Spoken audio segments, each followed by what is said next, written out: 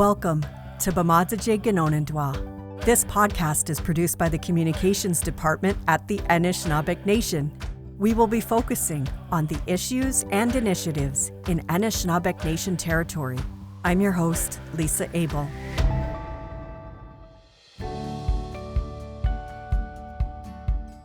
I recently spoke with Nokomis Mary Elliott, Neo-Nodin, about the historical impacts of colonization on Indigenous women. Nokomis Mary is Anishinaabeg from Atikamekshek, Anishinaabeg. Mary belongs to the Jike, Turtle, and Beneshi bird clan family. She is a mother to 3 daughters, grandmother to 8, and great-grandmother to 4. She is very honored and proud when she hears them call her Coco or Kokum.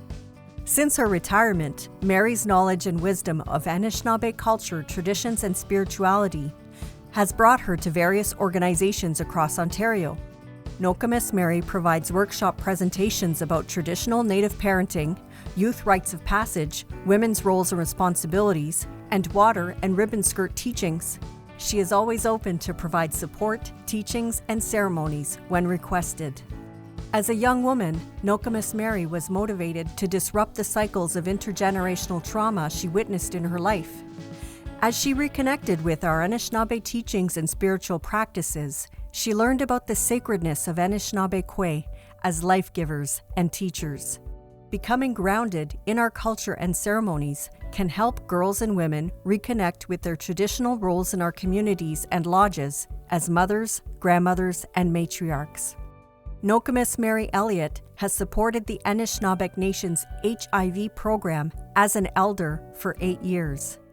In this work, she shares our Anishinaabe cultural teachings related to the sacredness of women and is available to support the participants of the program. She also has experience working with the Anishinaabeg Nation FASD program, the Anishinaabeg Nation Health Department, and the Anishinaabeg Educational Institute. She is now focused on sharing traditional parenting skills with the Early Learning and Childcare program. The Anishinaabeg Nation HIV program offers HIV capacity development for frontline workers, advocacy for Anishinaabeg Nation citizens who are living with or affected by HIV and hepatitis C education and resources, harm reduction resources, skill building sessions for positive people, traditional teaching sessions relevant to healthy relationships, and culturist prevention and HIV education combined with our cultural practices.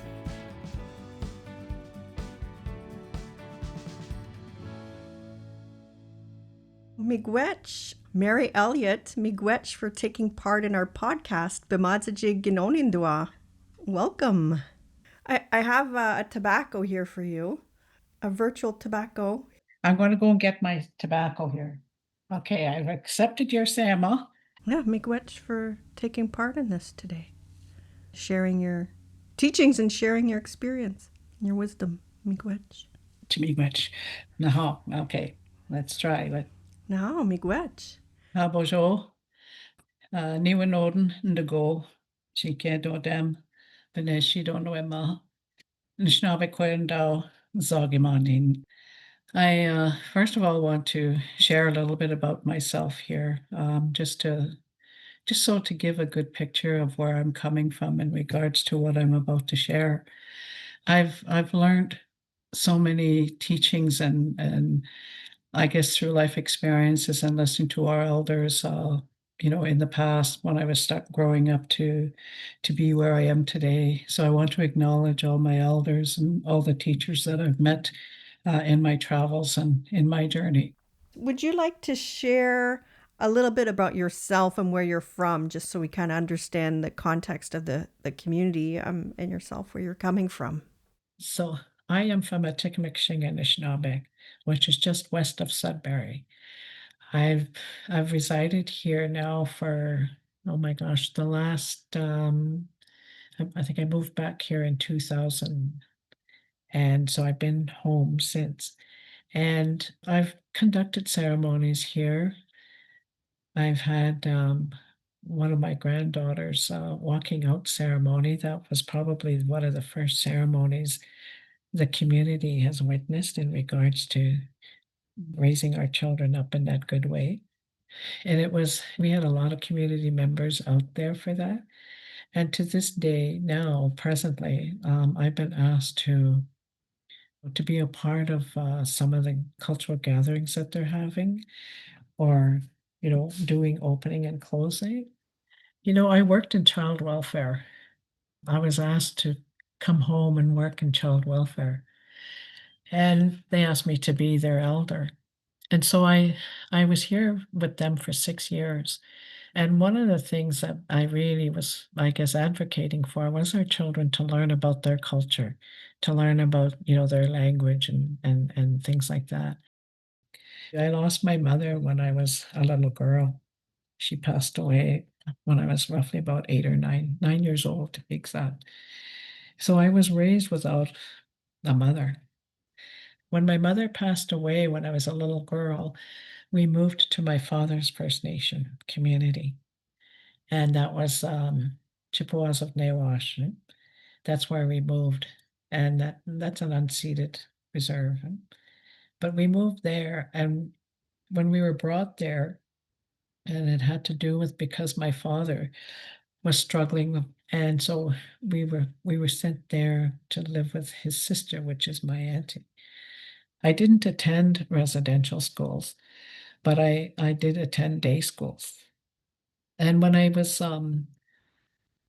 it was like based on surviving, survival skills. That's how I learned to parent. But when I attended the Indian day schools, I saw a lot of abuse there too. And when I went to that school, the very first time I got off the bus, I saw these nuns. And I've never ever seen a nun in person with the black, that whole black and all, their outfits, and then all you see is just their face and their hands. And that really scared me when I was a little girl. That really scared me when I first seen them. Because I didn't know. I didn't know who they were. I didn't know, And then I saw how they were with the children in the school, in my class, and it was just similar to how the residential school students were being treated. That's how these nuns treated us.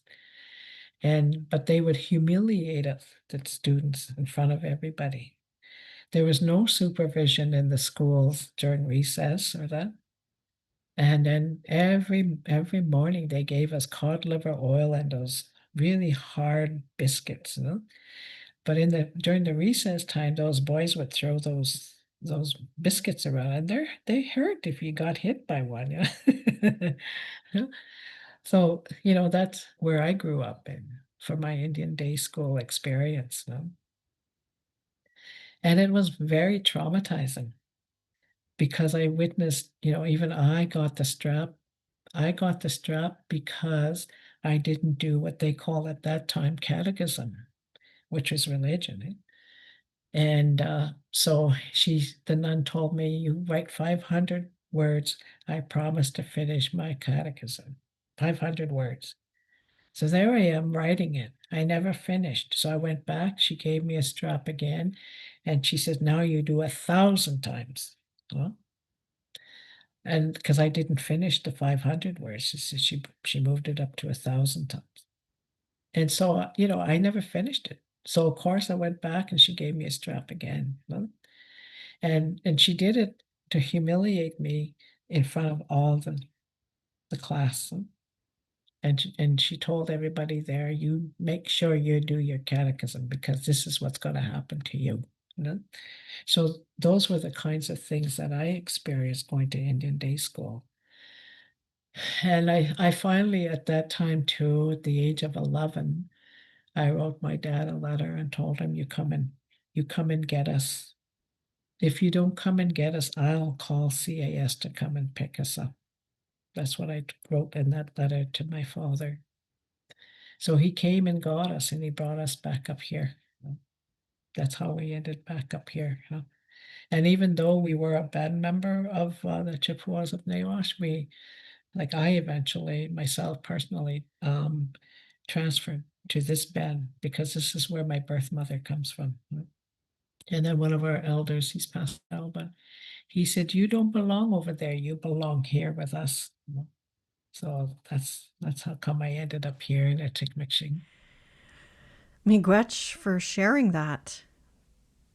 That's a very difficult experience. But I guess you demonstrated your own strength even at that moment, your own resistance at that moment, even as a child, to what was happening to you. Yeah, it was pretty. I remember when I applied for my Indian day school, like it was really hard, just thinking about what I went through over there. And I met up with former classmates and we ended up just talking about our experience there also. And I'm just one individual. How many of our people have entered these Indian day schools and residential schools? So big, big impact to cause such dysfunctions within our families, the alcohol, the drugs, the family violence. We're still suffering from that. Hmm. But, I'm here to share a little bit with you about the impact of colonization regarding our Anishinaabe Querwalk. I can speak from a personal experience as well because I know that has impacted me as well because I know that when I was growing up, I was labeled a squaw. I had stones thrown at me, and those kinds of incidents that really put a very low self-esteem and confidence on me, and so it really made it difficult to journey forward. But at that time as well, it helped me to understand like there's a purpose in life. I have a purpose in life. And so to be able to overcome those obstacles, I needed to find my place. I needed to find my voice. I needed to resort to our ceremonies and resort to our mother the earth and all of creation to help me become who I am today. And so to begin that, I just wanted to share a little bit with you, I guess, my personal journey, but as well some of the things that have impacted our women in general. To begin, I wanted to just share with you, I'm going to call it our story. Our story in regards to our Anishinaabe Querwalk. Prior to European contact, our ancestors lived what they call a very good life. The language was strong. Our medicines were picked for specific reasons. Our children were raised in that most sacred and precious way. The relationships that we had with one another was strong, and everybody respected one another and trusted one another and loved one another.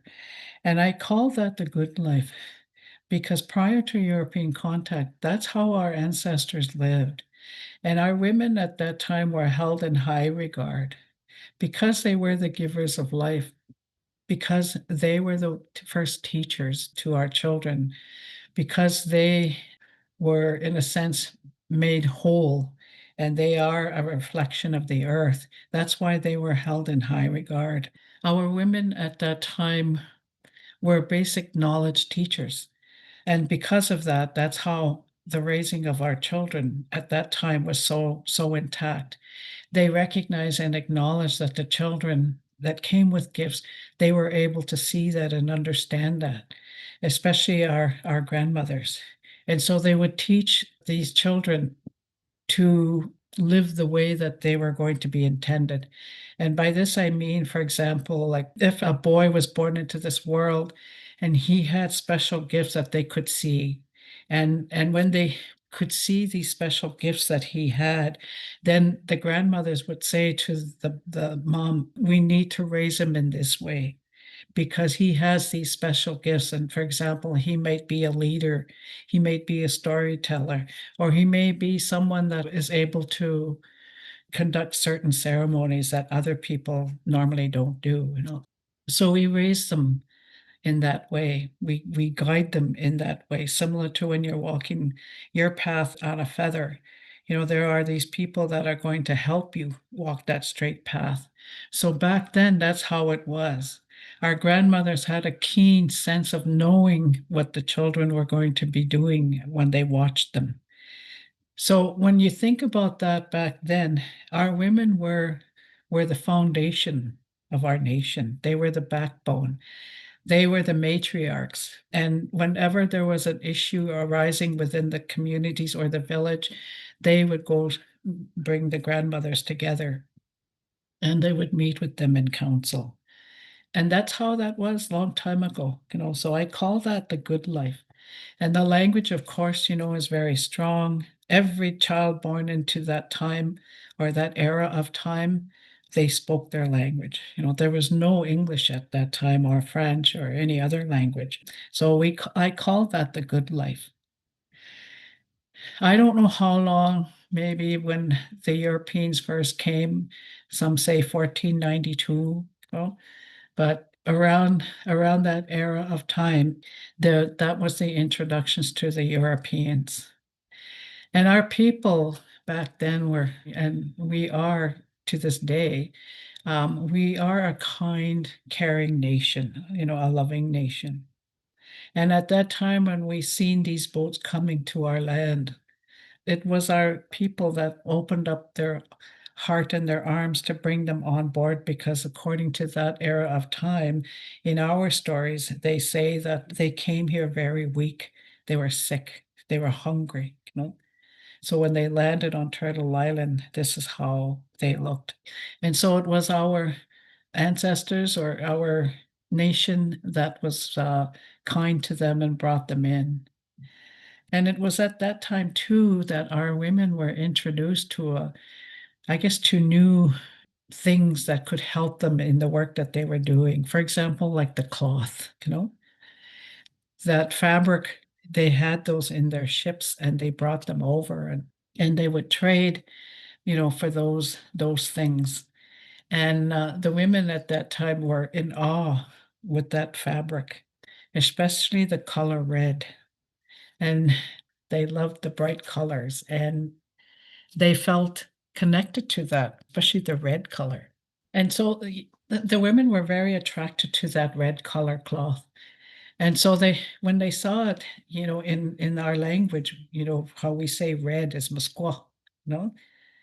But the Europeans mistakenly changed that. Well, I don't know if I should say mistakenly, but when they heard Musqua, that's where that term squaw came in.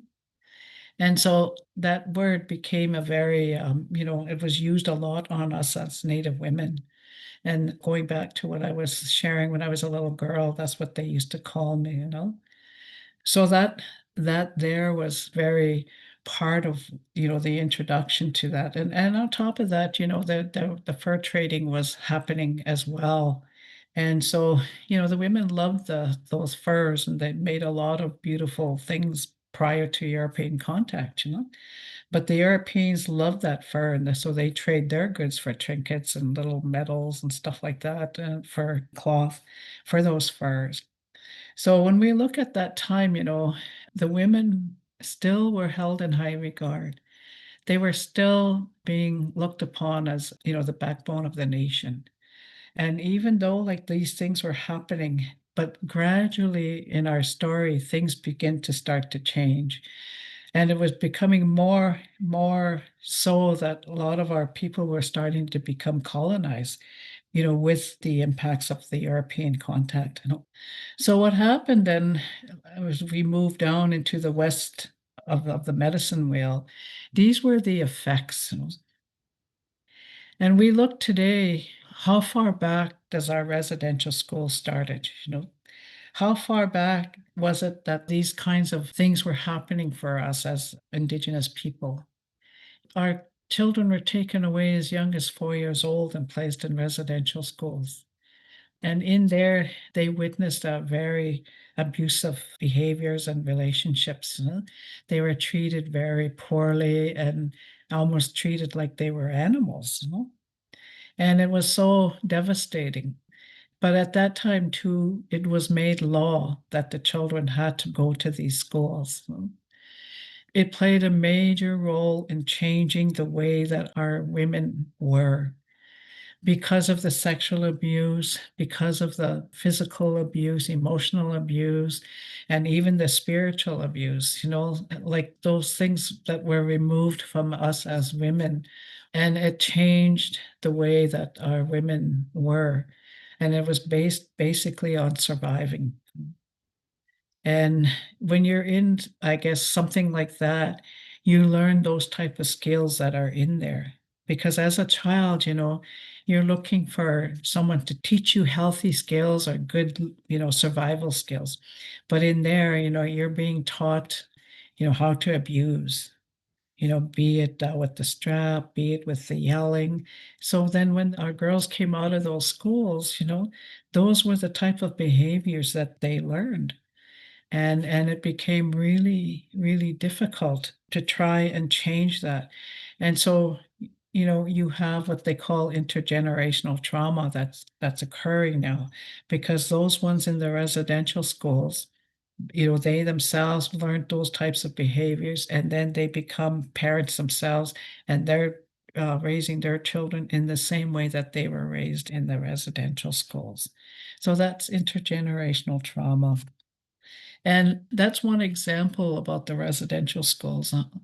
And so, when we hear those stories, and it's not only the women, but it's our men as well, our boys, and how they were treated. But they, being raised in that way, it made our women have low self-esteem. They didn't have the confidence to be able to stand up and take their rightful place. They didn't have a voice. Because if you're being abused at that capacity, it really, really, it marks your soul.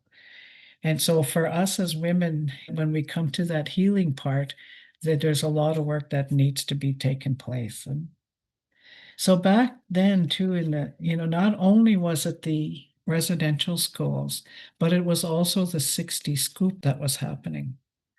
I remember I used to teach at the college here in my home area. And I had a student that was in my class, and he told us his story. And he talked about that where, he was apprehended at that time with the 60 scoop. And he said, I ended up in Sweden or, somewhere out that way. It wasn't until he realized that he was adopted out. By then, I guess he might have been a young adult, and he was traveling around in Europe, and he met the late Art Solomon. And it was the late Art Solomon that told him, "You're Anishinaabe." And he said, "You have to come home." And it was the late Art Solomon that helped brought him back to Canada. And when he said when he got here and he saw his people, he then knew that that's where he belonged. That's just one example of the 60 scoop. So when we think about our children at that time, being apprehended and just picked up, and they used to say that they would drive around here in the reserves, in the communities, and if they saw a child just walking on the road, they picked that child up and would take that child away from the community and the family. Well, and they used to do that. So that's what we call that 60 scoop. And of course, then you have the other thing too that's happening, child welfare. CAS would come into the communities and apprehend the children just for whatever reasons they could find, they would apprehend these children. And it was so devastating for our families and our communities because our children were being taken away still. And our women, going back to the residential school era, they were consuming alcohol to kill the pain. They were using that because sometimes, if we didn't have the tools nearby to help us with that, then we would resort to alcohol or drugs. And that's what was happening to our women. And they too began to abuse their children physically, because of the way that they were treated. And keep in mind, there was no positive teachings given from the residential schools right up into the, say, when they become adults. So there was nothing positive really being shared there. The loss of language, their loss of identity, their cultural loss, that low self-esteem and everything like that occurred because of the effects of these European contact, and it really devastated not just say my community, but all the communities across Turtle Island. After the break, Nokomis Mary Elliott shares how she began her own healing journey, how our teachings and ceremonies can help us regain our power and connection to Creator, and the work Nokomis Mary has been doing with the Anishinaabeg Nation HIV program.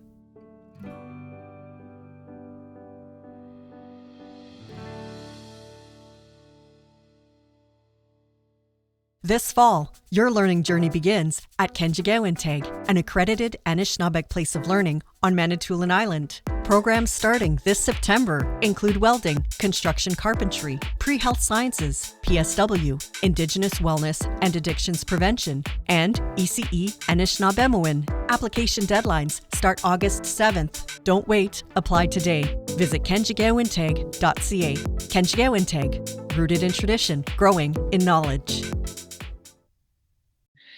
Around 1969, that was when the American Indian movement occurred. And it was there that they decided no more, we're not going to have that anymore. We want to take our rightful place for being who we are as Anishinaabe or as Indigenous people. We want to do what is right for us. They were standing up and saying, no more, we don't want that. You're not going to do this to our children anymore or our women. So that era of time, though, really made the changes within our people. And I personally remember that era. I was never one to protest or anything like that, but I remember really paying attention to what was happening there. And I remember, listening on the news and even going down to the Friendship Center and just listening to what was happening over there. And it really, in the back of my mind, I kept going, way to go. We have to stand up to our rights, our inherent rights and our Indigenous rights and taking back what is rightfully ours. So I really paid attention to that. And so back then, like when our culture, and it was the American Indian movement that really started all of that and bringing these ceremonies together. And so back then, there was only a few. And it was there, that's where the culture started to really move. And that's when the young people began to go to our elders and wake them up and say, we need guidance from you. We need teachings from you to help us become who we are as Anishinaabe. Some elders would respond, but some others wouldn't. And around me, though, there was alcohol. My teenage friends, a lot of them consumed alcohol and parties and, things like that. So there was only maybe a select few that really paid attention to what was happening down in South Dakota, I believe. But for me, growing up, though, I was raised around an environment where I saw alcohol abuse. I saw family violence. I grew up around that type of environment. But I always prayed and said in the back of my mind, I'm going to do something different. I want to change this type of environment. And it wasn't an easy thing. Going back to sharing with you about what has happened, like the 60 scoops of residential schools and so on. And I kept, at that time too, being as young as I was praying. Just praying out, in my mind, asking for guidance and directions, and I remember doing that as a young girl, and I remember saying there's got to be more to life than just this, because being surrounded by family violence and, sexual abuse, alcohol, and I said there's got to be more to life than just this. So I began my journey, my healing journey at such a young age. And it brought me to a lot of different places, to a lot of different elders and, ceremonial spiritual advisors. And that was probably the best medicine that I could ever receive. And at that time too, as young as I was, it really brought a sense of like self-identity. So, and I was very proud of what I was learning, and I was very happy in what I was learning. And I really want to acknowledge the teachers that I've met at that time, because I want to say miigwech to them for teaching me and showing me and telling me how sacred I am as an Anishinaabe. So back then, it was really a tough journey to take, though, because when you think about the people that had attended the residential schools, or they were, part of that 60s school or in child welfare, coming back to our roots it's a really difficult thing, because our people at that time were, they were kind of like brainwashed into saying that, religion is the best way, and at that time, again, there was only a few of us that were really attending the ceremonies and traveling around. Now today our circle is really, really huge. But that back then, though, there wasn't very many.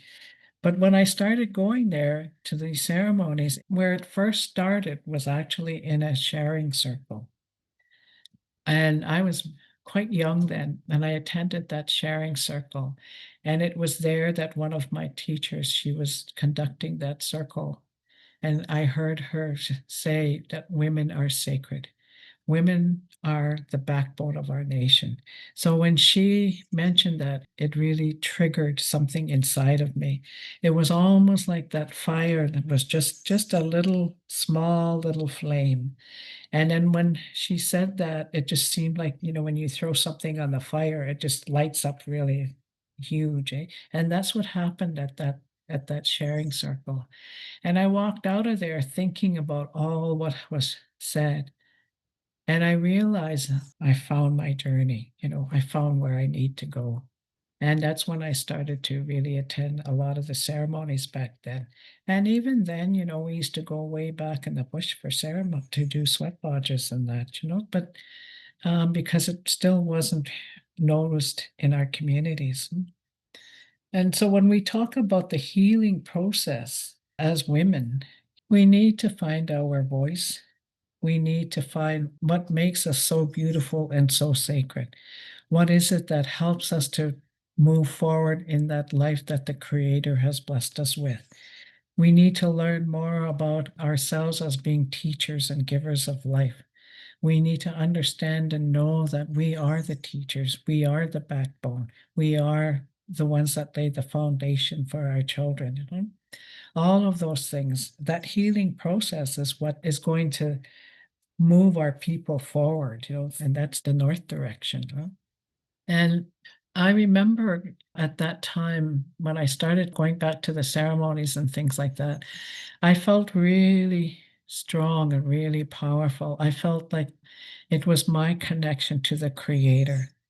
It helped me to connect to the Creator, my Creator, and it helped me to continue to work and build myself up and find my voice.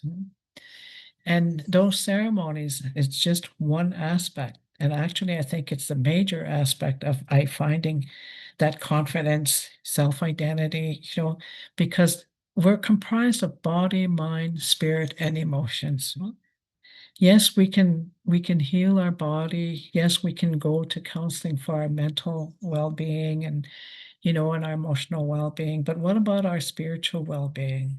Our spiritual well-being needs to be nurtured as well. And so when I started to go to these ceremonies, that's what was happening. And so my spirit began to get stronger as I moved forward in my life, because it was these ceremonies and my connection to my Creator. And to me, that's what it is. Like, as an individual human being or an Anishinaabe, it's important to have a relationship with my Creator. So when I have that relationship with my Creator, I can understand a little bit more of how important it is for me as an Anishinaabe to move and to be who I am, to have that confidence. My spirit is being nurtured. I'm able to sing and share my voice, you know. I'm not the greatest singer, but I can I do sing a little bit, you know, the songs that I've learned. And then even to raise my I have 3 daughters, to raise my daughters to know that they are their children's first teacher. When we were born into this world, that new life was born with a power coming from the Creator. Sometimes, you know, like when you look at our children that were placed in the residential schools, that power was taken away from them because they were forced to do things out of their own will. And so naturally that weakened that power. So now with our children today, you know, our children are still have born with that power. We all have it. So when we talk about the healing at this time, we're talking about fixing that so that our power will be that much stronger in us, you know, and that we will continue to have that relationship with our Creator because the Creator gave us that power. So it's up to us to maintain that. And in any way that we can, especially the ceremonies, we have to, you know, bring that power back to ourselves. So back then, you know, when that happened with me, it really changed my outlook on life. It really made me see that I am a Anishinaabe. I have that. I am sacred. I am beautiful. I have a voice. You know? And now, being a great grandmother, you know, I can teach my great grandchildren the beautiness and sacredness of who they are. I only have one great granddaughter. I will help her to be that most sacred Anishinaabe as she can be, you know, and to help my great grandsons to be the best Shkabewas to their partner, you know, to their community, to their family. But it's been a long journey in that sense. But I see now that our circle has grown so much, where a lot of the communities now are resorting to our ceremonies. It can be the walking out ceremony for our children, the rites of passage for our youth, the traditional marriage ceremonies for our young couples, and then even the funeral process by having a traditional burial ceremony. All those ceremonies now are taking place, and that's all part of that healing. All part of that healing that is necessary for us to stand up and take our rightful place. And it's when we watch our children today, you know, and we watch how they play, we watch what they say, we can now begin to teach them, okay, this is how you're going to be. This is how your life is going to be, and we're going to give you that guidance. So for me, as a great grandmother now and traveling around Turtle Island, I see a lot of different changes happening. And it's that healing that is occurring, you know. Now as we move forward here into that healing, a lot of that is becoming now where our people are standing up.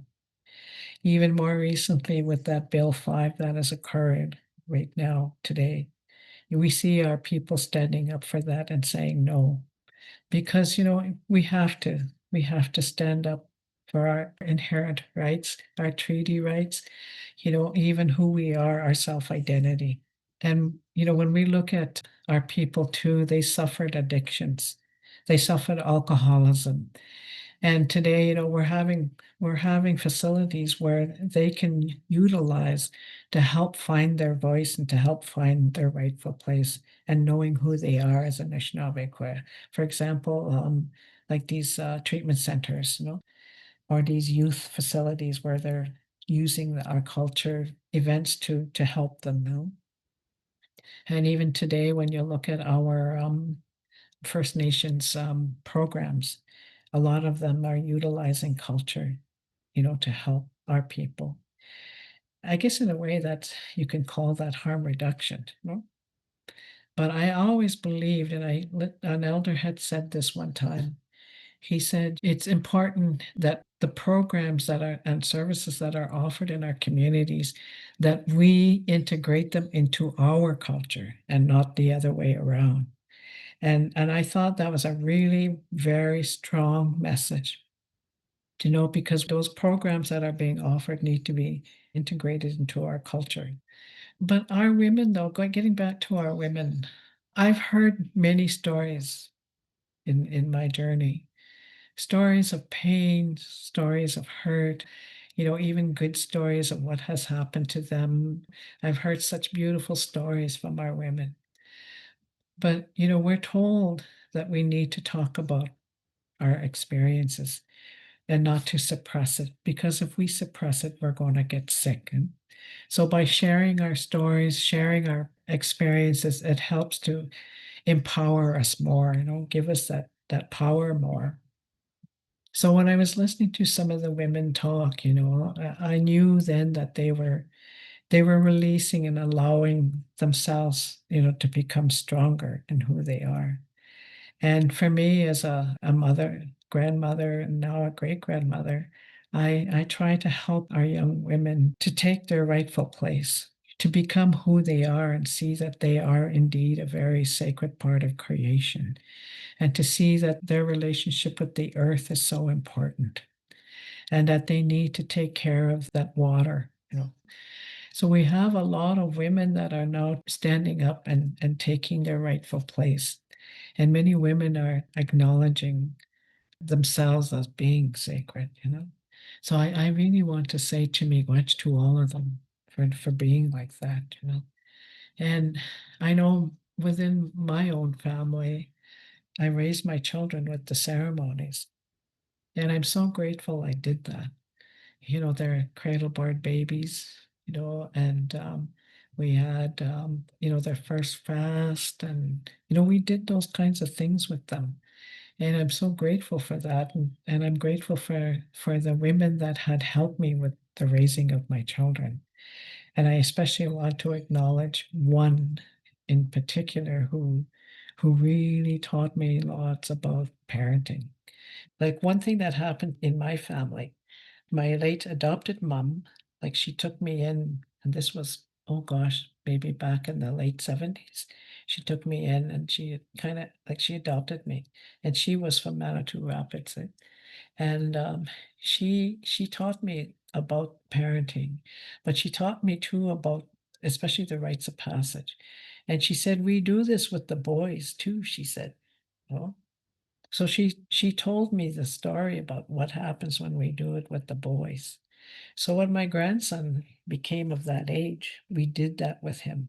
And it was her that brought that to us here.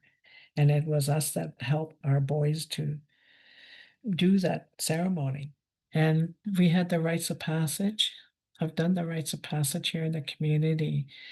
And it's there that we teach the girls. That's one aspect where we teach the girls about the sacredness of who they are and how precious they are to the community and to the family. And that's so important for them to learn about that, because the way that my late mom, my adopted mother, the way she used to say that is that how you are in this year is how you will be for the rest of your life as a woman. She used to say that. She told my own children that when they did their rites, because that rites of passage is a ceremony that really focuses on the well-being of that individual. So for the year, the daughters are meant to behave in a certain way, meant to, respect themselves, meant to take care of themselves. That's what that rites of passage ceremony is. So, I've done so many of them. So it's there that it helps our young girls to recognize and understand that they are a sacred part of creation and that they walk away from those drugs and not to get involved with them, and practicing healthy sexuality. So when I see, and that then you start working on that intergenerational trauma. And it's not an easy journey. It's hard in that sense because you're looking at issues that may have changed your way of life. And it also may have weakened you. For myself, I know, like, I mean, being witnessed around, abuse, family violence, and things like that, I had to deal with those things and take a look at those things. And I had finally come to a place where I realized, like, some of that how much that experience has changed me or made me who I am. But I'm trying to hold on to that kindness that I was taught, to hold on to that and say that I must be a kind, caring person. And I must teach my children to do that, and my great grandchildren, like to teach them about that kindness, and establishing healthy boundaries. Like, as women, we need to establish those healthy boundaries. We need to know, and this is some things I share with women, is that when you're dealing with healing, you have to understand, what is yours and what is not yours. So you establish that boundary. And so you look at it and you see, okay, what is mine and what is yours, or what is not mine. So if somebody is saying something to you regarding something, when you establish that healthy boundary, that's around you. So what it does is just going to reflect back.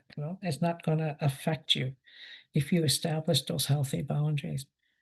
And so when you do that, it then helps to nurture your spirit, and it nurtures that power that you may have weakened, growing as you walk your journey. It's a good teaching to have these teachings about boundaries. I think that that applies to anyone at any point in their life. Really, that important skill of being able to set our own healthy boundaries around ourselves.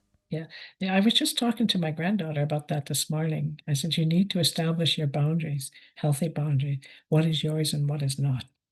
And once you can do that, you feel that much better, because then you can't change other people's behaviors, but you can change your own.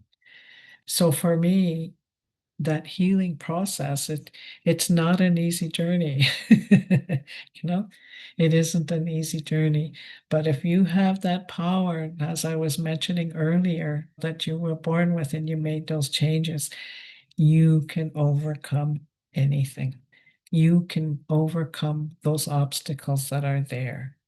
You can change your life to be the best, living a good life. We may not get back all what we've lost, at that era of time where we call the good life, but we certainly can try our utmost to ensure that we have those ceremonies in place. We can utilize our medicines, and that we can walk with integrity. We can walk in a sacred way, and that we're able to continue our way of life. Bimatsuan. Miigwech, miigwech. It's a really hopeful vision for us. The power of reclaiming our teachings and our traditions, our language and ceremony, the power of what it can do for us as Anishinaabeg. Mhm. Would you like to tell us a bit about your work with the Anishinaabeg Nation's HIV program? I've worked with some of the staff at the Anishinaabe Nation. I was involved with the health conferences. I've helped the health secretariat in some of the work that they've been doing. And I was actively involved in the HIV program. And I've been involved with that program for a while now. And, it was really interesting. And yet at the same time, I felt sad to see where our people were at in relation to that, and how they're feeling. But it's that program that really has helped the First Nation communities, and even the gatherings that they would host. It helped them, it brought back a power, as I was mentioning earlier. It brings them that power, to heal, to move forward, and even to accept. Now that's a hard one. That's a big challenge, to accept where you're at in regards to HIV, But I've listened to some of them, and I've heard some stories of women who have empowered themselves to take that stand. And I've heard women talk at these gatherings where, they're telling their story. And I just feel so happy to hear that, Even though they've had these challenges, they're still finding their voice and they're still praying to their creator to help them through their life. And then they're empowering other people when they do that. Because when you speak from the heart, that very kind message goes, it resonates outward. And people hear that and then they say, I want to be just like her. Yeah. I want to be able to, really help get myself out of this. So that HIV program within the Anishinaabe Nation really does help our women, especially, to move forward in their life so that they can take their rightful place. They may have that, but to me, I don't think it has stopped them to be able to be who they are and to do their creator's work. So when they come to these gatherings, I hear them and I say, "Oh gosh, it's so beautiful to hear them because they're still doing the work that they've been intended to do." So it's really, really a beautiful place because it is a healing process again, being at these gatherings, and we all heal in different ways, and we all heal so that we can live a good life. And to live that good life, we reach out to those ones that are going to help us. And I know for myself, being at these gatherings, I'm hoping that I did help a little bit in what is happening with them, and to provide that support, even if it's not one on one. But I've talked to a few of them, one on one. But to me, it's a slow process, but yet it's a beautiful process. So I really admire those women that are at these gatherings, and I hear them speak. And I'm going, all the power to you. It's so beautiful to witness. It's a beginning, but it's not the end. Mm. So you're saying these are gatherings that were hosted by Laura Liberty, the HIV program coordinator?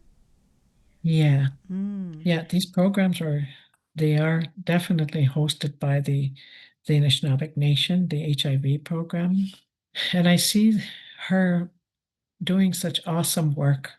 I see her just what she does in the communities and how she treats these people with so much respect. And I know she believes in our way of life. And I know she's teaching them about the way of life. And I know that she advocates very well for them. She has a strong voice for that, and I really admire her for that. I just love listening to her when she does talk at gatherings. So, it's just really beautiful to hear her talk and advocate on behalf of the HIV program. So I get the sense then this is a journey, really, because you mentioned someone might be going through hard times and then reaching out for help and having the vulnerability to share their story, which in turn helps make them stronger. And then it's a continued journey of healing over a long period of time. Mhm. Getting back to that, the effects. When our people came out of, say, for example, the residential schools or the Indian Day schools or 60 Scoop or CAS, well, they resorted to these drugs because it's numbing the pain. And maybe at that time there wasn't really anything out there, for example, like the HIV program. And at that time, maybe there wasn't something like that out there. And so to me, it's like, when people suffer from those issues, there's no place to go. So what do? They drink, they take drugs to numb the pain. Today, though, for example, like the HIV program, it's there to help the people. Even like the health conference, it's there to help people, all the different programs and services. And getting back to the HIV, when I was been involved with that, I have often felt good being there. because I see Laura doing what she's doing out there. And I know her voice is very strong when it comes to advocating for them. And even in different places that I've gone and I've seen her, she's talked about HIV and all the different resources that she's found or different information she's found. Like, it's just very powerful to hear those from her. And we need that. Well, Nokomis Mary, was there anything else you'd like to share today or add today to our discussion? I guess in closing, for us as a nation or for us as a people or even, individual, we need to really come back to our way of life. We need to do what our ancestors did back in the good life. We need to bring that all back. We may not necessarily do it the way that they did it, but at least we can certainly bring that forward and ground us into who we are, to develop that relationship with creation, to understand that we have a purpose and an obligation to fulfill, to know that we want to leave some good tracks to follow for those young ones coming behind us. And also to know that, people who are suffering, be it HIV or addictions, family violence, or, any type of abuse, that they have the power within them to make those changes that they need to make. And that healing is the core to help them succeed in life. Yes, they may have triggers, but those are just triggers. I believe that our culture has the tools to help us so that trigger that's not going to overpower us.